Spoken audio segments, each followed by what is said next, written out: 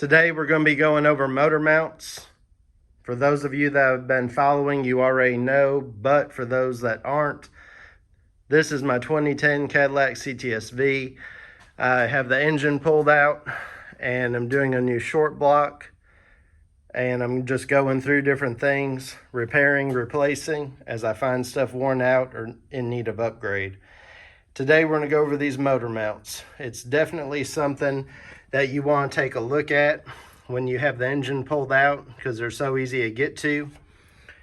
So you're definitely going to want to test them, see if they're bad, and even if they're not, it's not a bad part to upgrade really, because when you're trying to push some power, they definitely wear out, as we're about to see.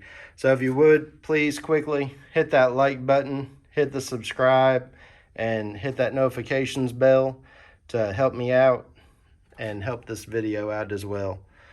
Alright, so here's your motor mounts on your Cadillac. They sit inside your K-member. There is one bolt on the bottom that's holding them in, and there's one bolt on the top that will go on to the bracket that goes between it and the engine itself. So you got one on each side. As a quick little test to see if yours are blown out, you can simply grab them and see how they do. So as you can see, this one's still tight and good. Let's see how the driver's side is. Yeah, that's not gonna cut it. So as you can see, it almost will twist around. It's pretty broke off, and that one there wasn't doing much of nothing. So we're going to get these pulled out and going to upgrade to some new ones. I'll show you those here in a second. Next thing we're going to do though is go to the bottom of the car and get that bottom nut off so we can pull them out of the K-member, and we'll do a comparison between them and the new ones. Alright, the bolt that we're removing is right here. The best way to know that you're on the right one, I suppose, is that it's right next to the steering boot here. So we're going to remove that. It's a 21 millimeter, and then our engine mount will be free. Alright, so here we've got our old motor mounts out. As you can see, they're really big and bulky compared to the new ones. These new ones are from RRR Motorsports. I'll throw up a picture and show you where I picked them up at. Not a bad deal at under 300 bucks. I started to go with the Creative Steel ones before I found and run across these, and the Creative Steel were completely sold out.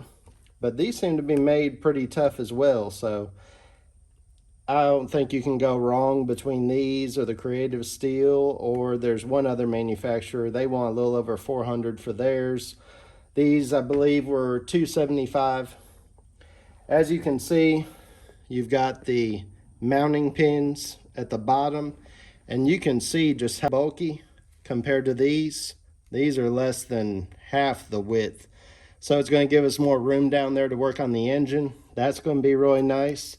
You've got a polyurethane bushing in here, which is much stronger than the rubber, which, as you see, has failed and broken.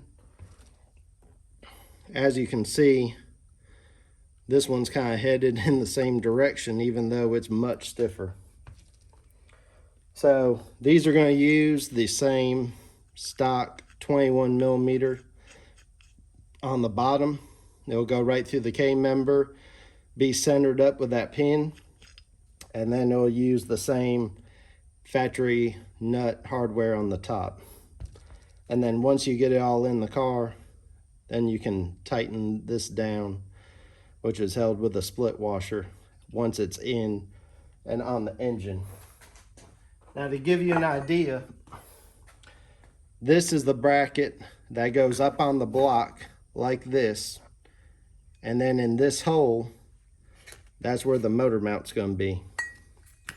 It actually goes like this. So that's how our motor mount is going to go on these new mounts like this, and the block will be on that top side. So again, it's going to be a lot less bulky than that, and much stronger. Should give a much more positive feel as well in the car. So now we're going to get these thrown on. Alright, now I've got one installed on the car. As you can see, it looks real nice. It's also way smaller. I went ahead and set back in place one of the others, so you can see how big the stock is and how small the aftermarket is. Gonna be a lot more room to work around things, which for any of y'all that know, any more room that you can get in here, the better. Something else I was thinking about over here is with the stock mount in place, it doesn't make for much room to get to those AC bolts, the bolts that hold the AC compressor onto the car. But with this out the way, there should be a lot more room next to the aftermarket one. So anyways, I'm going to stop this video here, keep it short and sweet. And again, please give me a like, please give me a subscribe. And I hope this helped you all out. Let me know in the comments if it did, or if you have any questions.